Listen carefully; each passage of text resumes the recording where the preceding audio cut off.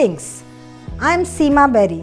आज मैं आपको फूड साइंस और न्यूट्रिशन में करियर बनाने के विषय में बताने जा रही हूँ। अब आप सोच रहे होंगे कि ये फूड साइंस और न्यूट्रिशन में हम क्या सीखेंगे। तो न्यूट्रिशन में आप फूड का व्यक्ति के स्वास्थ्य पर पड़ने वाले प्रभाव के अध्ययन के बारे में पढ़ते हैं और फूड साइंस में हम फूड की मैन्युफैक्चरिंग, प्रोसेसिंग और स्टोरेज के संबंध में फूड की केमिकल, बायोलॉजिकल और फिजिकल प्रॉपर्टीज़ के बारे में सीखते हैं। अब आपके मन में प्रश्न उठ रहा होगा कि क्या मैं इसे करने के लिए उपयुक्त हूँ? तो इसका जवाब आपको सेल्फ इंट्रोस्पेक्ट करके ही मिलेगा।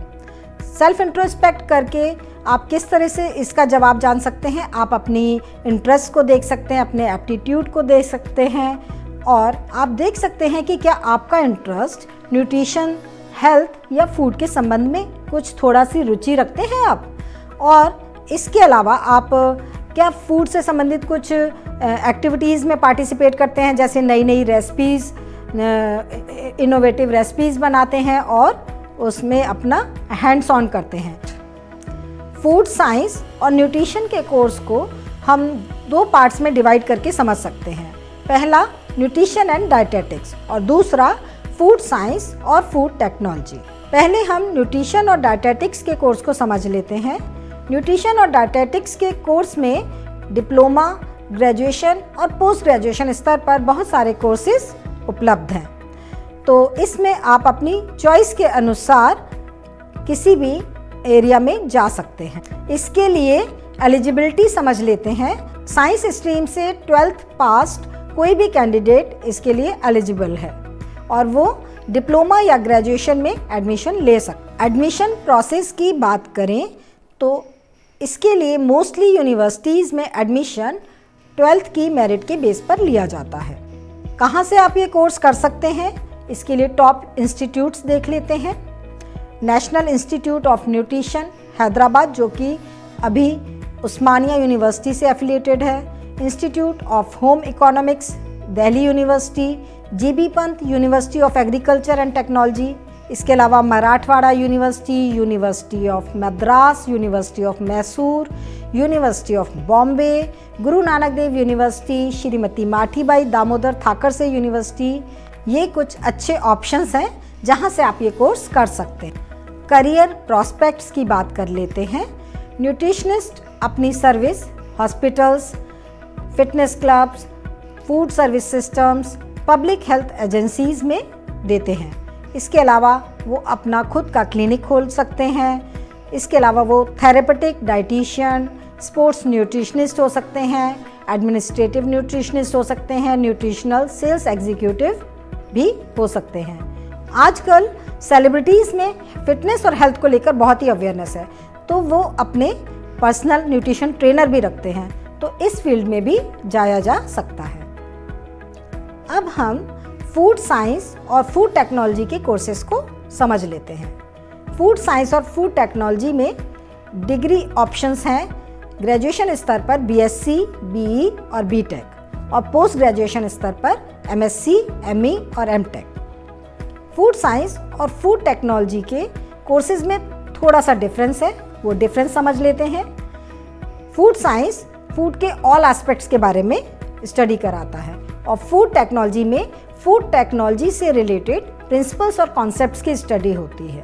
Basically food science knowledge based course है और food technology skill based course है, तो दोनों में फूड टेक्नोलॉजी ज़्यादा बेटर है। चलिए इसकी एलिजिबिलिटी समझ लेते हैं, कौन इसे कर सकता है।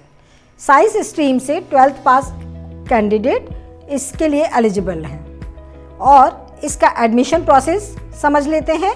तो कुछ यूनिवर्सिटीज़ मेरिट बेस पर एडमिशन देती हैं और कुछ में एंट्रेंस बेस्ड एडमिशन होता है, यानी दोनों ही मोड्स हैं। बीएससी के लिए मोस्टली मेरिट बेस्ड एडमिशन होता है और बीटेक और बीई के लिए एंट्रेंस बेस्ड एडमिशन होता है। पॉपुलर एंट्रेंस एग्ज़ाम जो हम फूड टेक्नोलॉजी के लिए क्लियर करते हैं, नेशनल लेवल पर JEE main joint entrance exam और GATE graduate aptitude test for engineering, ये नेशनल लेवल के हैं। इसके अलावा कुछ इंस्टीट्यूट्स भी अपने एंट्रेंस एग्ज़ाम कंडक्ट कराते हैं, जैसे central food technology research institute, Indian institute of crop processing technology, Indian council of agricultural research. State level पर स्टेट भी एंट्रेंस एग्ज़ाम कंडक्ट कराते हैं, जैसे महाराष्ट्र में महाराष्ट्र कॉमन एंट्रेंस टेस्ट है, वेस्ट बंगाल में जॉइंट एंट्रेंस एग्ज़ाम के नाम से है, और उत्तर प्रदेश में UPSE Uttar Pradesh state entrance exam के नाम से, और अन्य स्टेट भी इसे कंडक्ट कराते हैं। आइए कुछ टॉप यूनिवर्सिटीज़ की बात कर लेते हैं जहां से फूड टेक्नोलॉजी कोर्स किया जा सकता है। टॉप पर निफ्टम, उसके अलावा college of food technology and bio energy, Anand agricultural university, Sant Longowal institute of engineering and technology Sangrur, Haldia institute of technology Midnapur, IIT Kharagpur, Jadavpur university, Andhra university, Mahatma Gandhi university से ये कोर्स किए जा सकते हैं। आइए अब फीस स्ट्रक्चर की बात कर लेते हैं। इंडिया में 1-2 लाख से 3-4 लाख की फ़ीस वाले भी कॉलेजेस हैं और 5 लाख से अधिक की फ़ीस वाले भी कॉलेजेस हैं, तो आप अपने बजट के हिसाब से कॉलेज चूज़ कर सकते हैं। जॉब अपॉर्चुनिटीज़ देख लेते हैं। फूड साइंस में करियर बनाने के बाद आप क्या हो सकते हैं? Food scientist, food technologist, nutritional therapist, quality manager हो सकते हैं, regulatory affairs officer, health inspector, organic chemist, food and drug administrator हो सकते हैं, टेक्निकल ब्रूइस्ट या लैब टेक्नीशियन बन सकते हैं। और आजकल तो प्रोसेस्ड फूड का मार्केट बहुत ही बूम पर है, तो आप अपना इनोवेटिव आइडिया लेकर अपने खुद की मैन्युफैक्चरिंग यूनिट खोल सकते हैं और आप उसमें अच्छी अर्निंग कर सकते हैं। आइए अब पे पैकेजेस की बात कर लेते हैं। फ्रेशर्स को 5,000 से 10,000 तक का स्टाइपेंड मिल जाता है। प्रोफेशनल्स ज़्यादातर 20,000 से 50,000 की सैलरी ले लेते हैं। प्रोफेशनल्स जो रिसर्च वर्क करते हैं या एमएनसीज या प्राइवेट हेल्थ क्लिनिक्स में काम करते हैं, वे अच्छी खासी सैलरीज लेते हैं। ये थी जानकारी फूड साइंस और न्यूट्रिशन के कोर्सेज के बारे में। इसके अलावा अगर आपको कोई डाउट हो, कोई क्वेश्चन हो, तो आप कमेंट सेक्शन में लिखकर पूछ सकते हैं। मैं उसका जवाब देने की पूरी कोशिश करूँगी। धन्यवाद। आपका दिन शुभ हो।